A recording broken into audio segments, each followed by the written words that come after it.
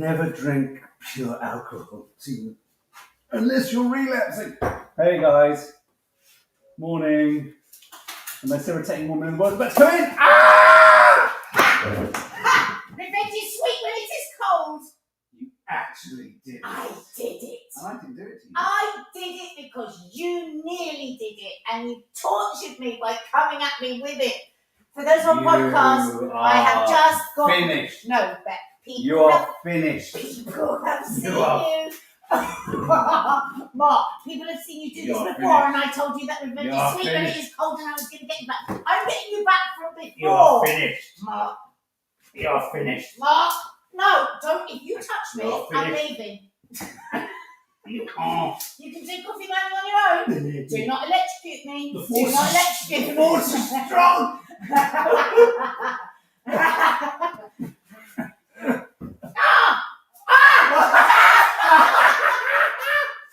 Foiled by your own I was evil. going to get the edge. All right, I've been got back now. God, it hurts. Bloody hell, that hurts. Right, that's it now. Put it away. Tell people on podcast what happened.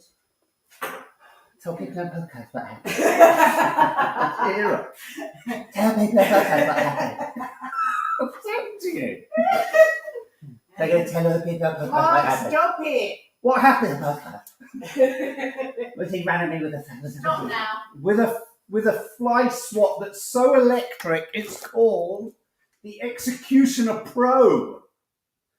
They've made it big enough to fit Pro on. No, they've just made the font small enough to fit on.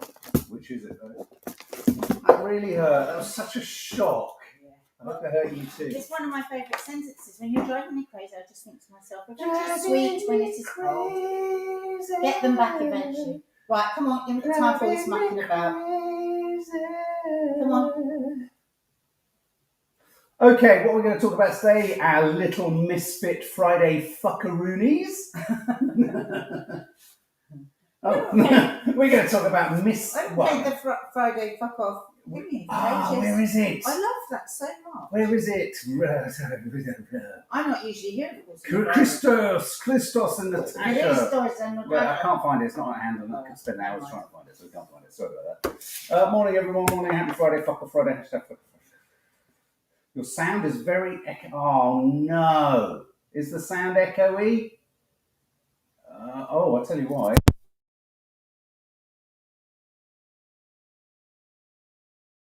Is that better?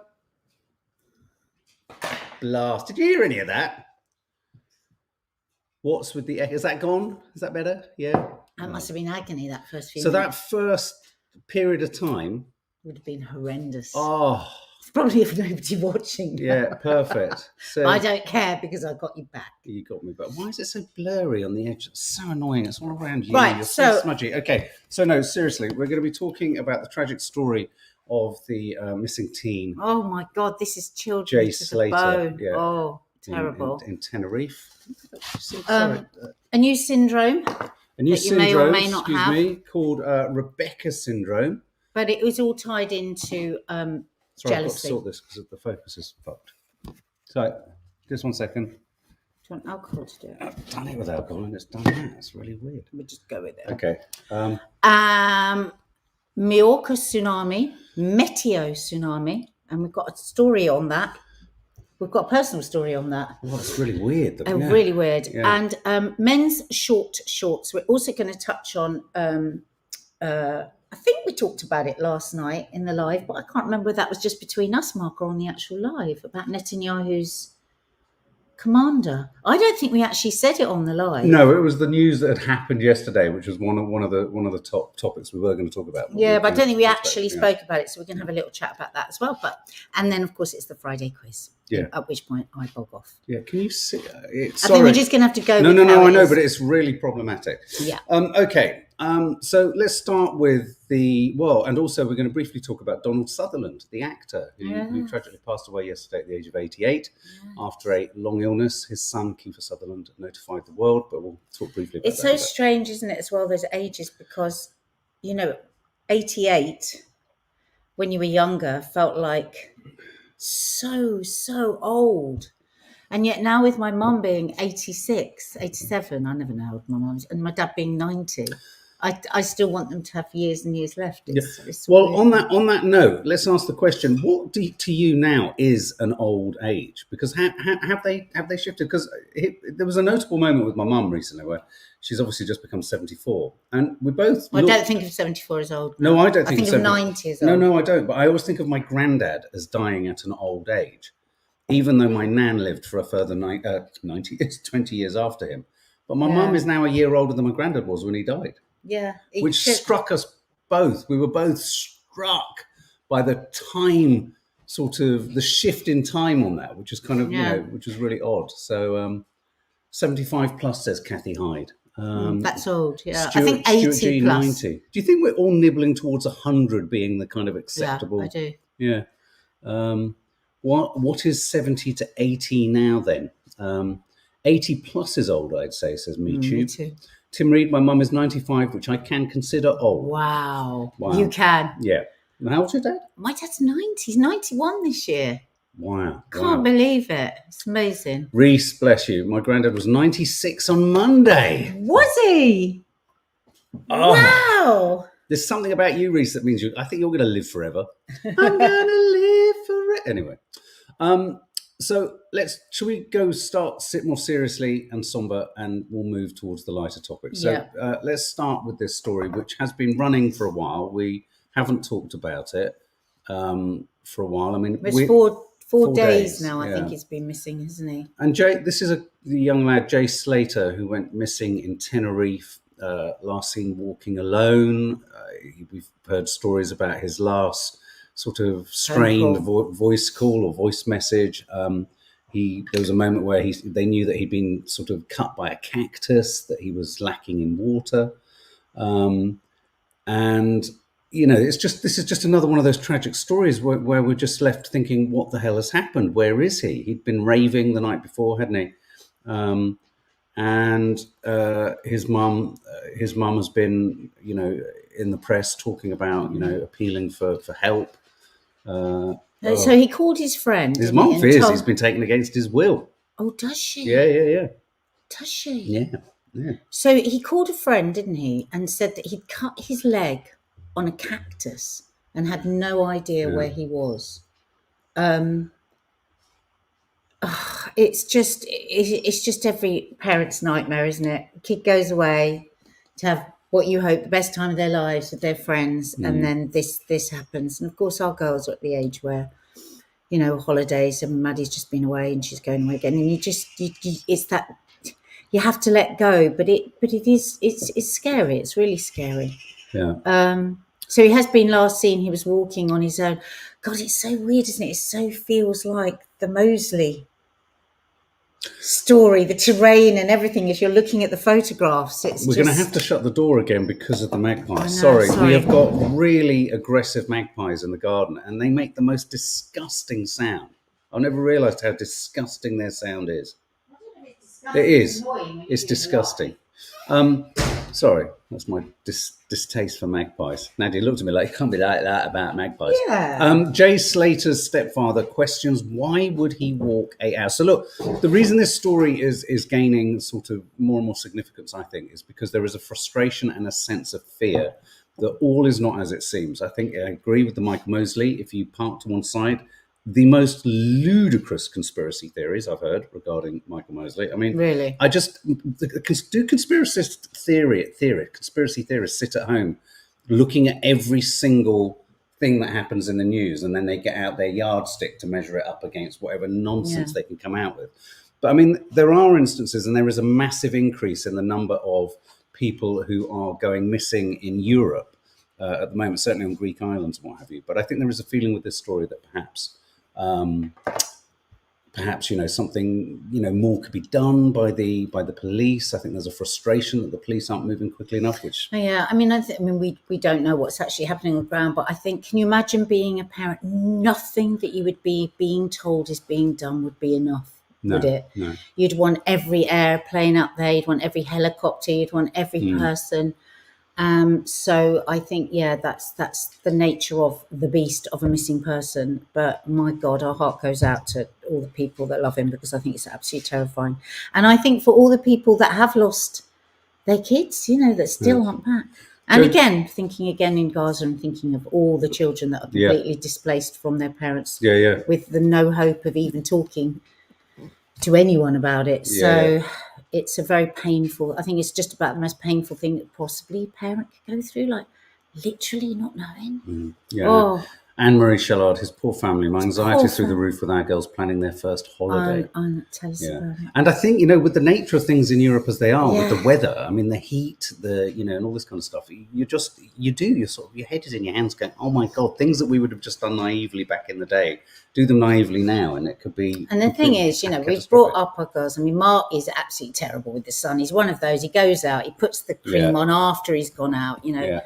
But I've drummed it in, you know, come in between 11 till 2, put a hat on, just sit under the shade, you'll still get a tan, drink lots of water, put your cream on. Yeah. Lo and behold, they go away. What do we get? A phone call on the first day. I think I might have spent too long in the pool. I've got a throbbing headache. And this heat is serious. This is no joke. You can't go wandering off. Exactly. You just can't. Exactly. But yeah. God knows what's happened. God knows what's happened to him and how he got there. But let's just keep praying that he is found. He's young. He's fit. There's every chance. I'm not drawing the comparison, but I wouldn't be at all surprised if it was my son and I was feeling that the emergency services weren't pulling their finger out. I mean, it's a different country, so different sort of, you know, teams. But imagine looking at the effort that was put in for Michael Mosley, a celebrity, a person, a notable person on the island, and then think of perhaps the frustration you're feeling that nothing's being done for your son. And there's always that case with missing people, isn't there? There is always but we don't know. We don't know what's happening on the ground. But all we do is our heart has been every day. We've been thinking, oh my God, another day. Poor souls. Anyway. Okay, I'm just going to do this one more time. And then I think we just have to leave it as it is, Mark, because this is like more annoying. I know. It's a bit blurred, and we're going to sit with that. I'm just worried the lens is damaged. Okay, let's talk about. Well, on that note, we may as well probably talk about this. Can you believe this? This is footage from Majorca of it's a meteo or a meteo. Never heard of this before. I guess a meteorological, is it? Meteo tsunami that hit the coast of Majorca in what's the name of the area we were in? Alcudia. So this is a very, well, it's not that rare, but it's usually rare. Shot. It is a very undramatic shot. It's absolutely nothing's happening. Well, no, the water is seeping into and pushing into the streets of Alcudia, and this is these are called meteo tsunamis, and it's because of all these like extreme weather changes. Oh God, that we are being told about all the time and seem to be ignoring. It's like a mini tsunami, isn't it? Where the ocean has gone very shallow at a point and then sends this like basically massive It's a wave. Huge temperature surge of some sort. But the weird thing about it is it can happen within the space of 15 minutes, which I think for anyone who's of for anyone who's of a nervous disposition, which nearly everyone is these days. You know, we often would talk about, like you would say, I'm not going to travel to Thailand because of the tsunami. I've got real irrational tsunami fear. It's I think I've got a bit of a phobia about it because there's so many places that I would love to go to that I will never go to now because I silently go and check tsunami possibilities. When Lee went to the Maldives, I was beside myself, wasn't I? Is there a tsunami watch? Is there a thing you can look at, like like your crab alert? You had a crab app. Do you remember somewhere we went? Yeah, but it only told you like 2 days after. Yeah, so it was rubbish. You only so if the tsunami app was anything like it, we'd all be finished. So many weather apps only tell you what happened yesterday. Oh yes, of course. I mean, with the truly horrific tsunami, both the one in Thailand and Japan. I mean, there was no warning, was there? No. So, well, the story that we have here, and people that follow us regularly will know this. The last, how many places is it that we've been to? It's shockingly scary. Places that we visited have been flooded, seriously flooded the year after. After we've left. Now, Greece, Spain. I mean, it's just bizarre. And I'm not making light of this, but if we do a road trip tour and we come to your local town or village and you're on the coast, clear Tie out, up your boat. tie up your boat, get It's some sandbags. Maddie just came in and we were like, you won't believe it. Where we were last year's flood, she went, what? Everywhere. Another place. It's It's so Because weird. where It's was- freaking us out. Where was the place that flooded that was really dry? That was it was a city and it flooded. I mean, Oh, yeah. I can't Where was remember. that? Everywhere we've gone, unfortunately, if there's a flood to be had, flood It happens. happens the year Lee, after. Lee Durham, God, don't come to Devon then. No, Yeah, love Devon. yeah. Yeah, absolutely. Yeah, so I mean, this is just another story of the global warming hell that we are in. And Well, and on that note, something I wanted to talk about earlier this week, Sicily are actively turning tourists away because the heat wave is so high. Bed and breakfasts have no water. 80% of crops have been lost on certain areas of the island. And they're basically saying with no hay, there's no feed for animals, as well as wells dire. are running dry of water. this is dire. This is like a movie, what's happening. And still, We need to get on our planes and go on holiday. Mark and I are thinking of doing Wales. Well, no, but don't you think it's weird that we get really irate about Just Stop Oil? And we can... Look, I don't. No, I know, but I have an issue with some of the things they target, rather because I think it gets in the way of the messaging. But I'm on board totally with what they're saying. They're saying our house has burning. got a raging fire and the flames are leaping out of the roof and we are desperate to do anything to get the world to help put this fire out. That's But there what are they're saying. moments when you're standing at the And now airport. it's every day.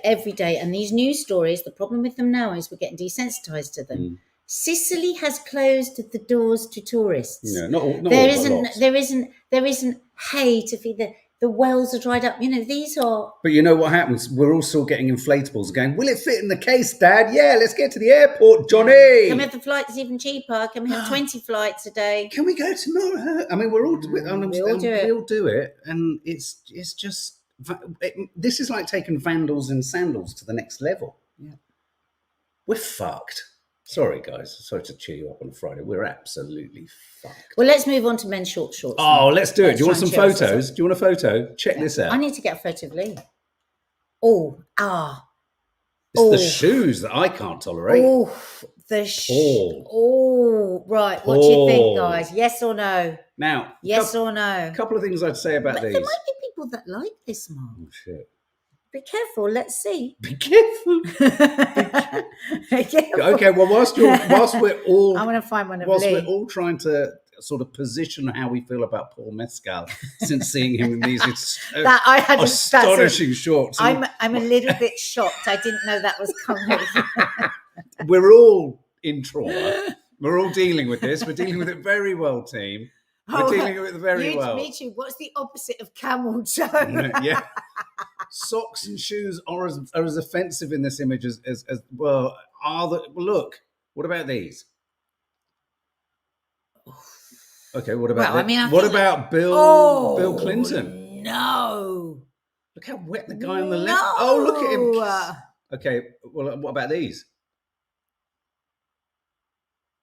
Oh! No, there you go. I take it. I would not sorry. want that man walking up to me in those shorts. Which one? I would find this one. Well, no. What if I walked up to you in those shorts? They're not shorts. I think if you're going out and about like that, I think you have no respect at all for how threatening that could feel to a woman. Well, I feel that about men who wear their tops off in the street. But maybe that's because I'm...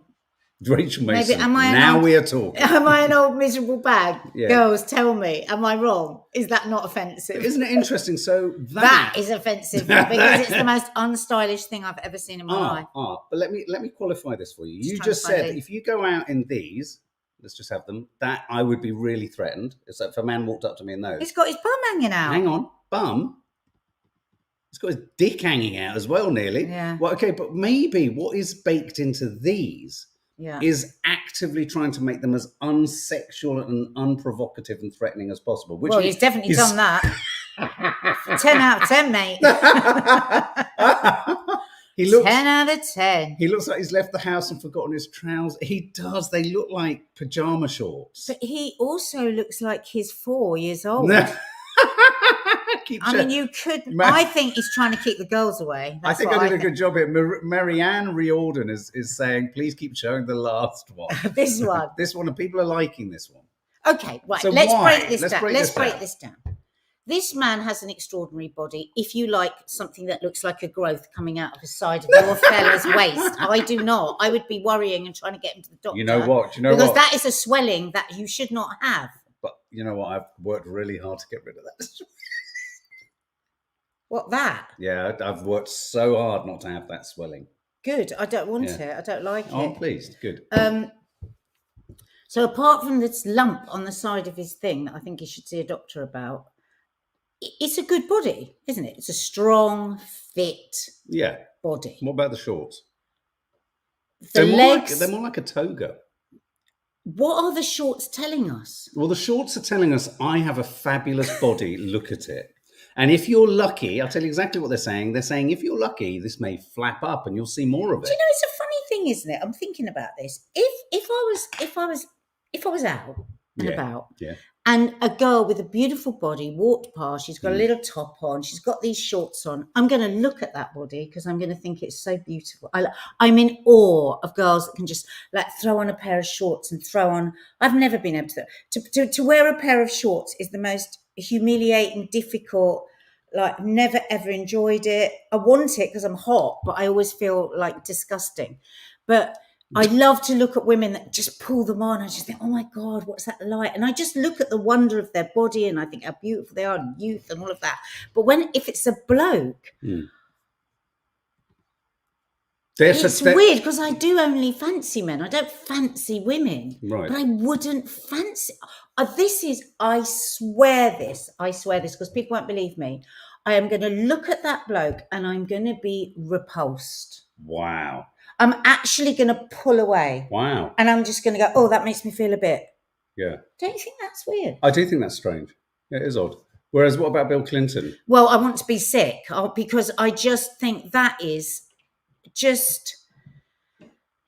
Yeah. And what about it's those? too much penis. It's like, do you We really... can't see any Oh, penis. sorry. No, I was looking at him. Yeah, no, on the left. Oh, no, Bill hasn't got his penis. No, he hasn't got his penis out. They're very sweaty, though. No, I mean... I don't like to see a penis like that. That makes me feel a bit sick, if I'm honest. Yeah, well, Bill Clinton, I don't like those shorts. But, you know, if he's happy but his legs are rubbing together, so he's he going to looks get like sore a legs. pervy PE teacher, Lee Durham. He's going to get sore legs. He needs Oh to my have God, sorry, Lee, you've just broken a memory. Pervy PE teachers wear these sorts of shorts. Now, I have one pair of running shorts that whenever I wear them, Nadia, you say they're too short. That's our Lee. Yeah, Lee pulls it off. But he wears those. No, he wears shorter than that, but he wears them out. Right. He wears them like that. Do you remember a year or so ago in the vlog, I bought some shorts from All Saints and I walked into the room with them and Kiki was so offended. She turned her back to me. I'm just asking Lee. And I have to say, I think there is an assumption that if you can wear shorts like that, like this, is there a different sort of set of messaging going on in, say, the male gay world? If you wear a pair of shorts, is it more acceptable in a male gay world? I've just said to Lee, can you send me a photo of you in your very short pink shorts? Yeah, because I mean, the girls thought I looked, and they didn't mean it in a dismissive way. My mother's gay. We have lots of gay for it. They said I looked gay. I looked gay when I put the short shorts. Oh on. Yeah, the girls did. Yeah. I think yes, maybe. I don't know. We can ask Lee.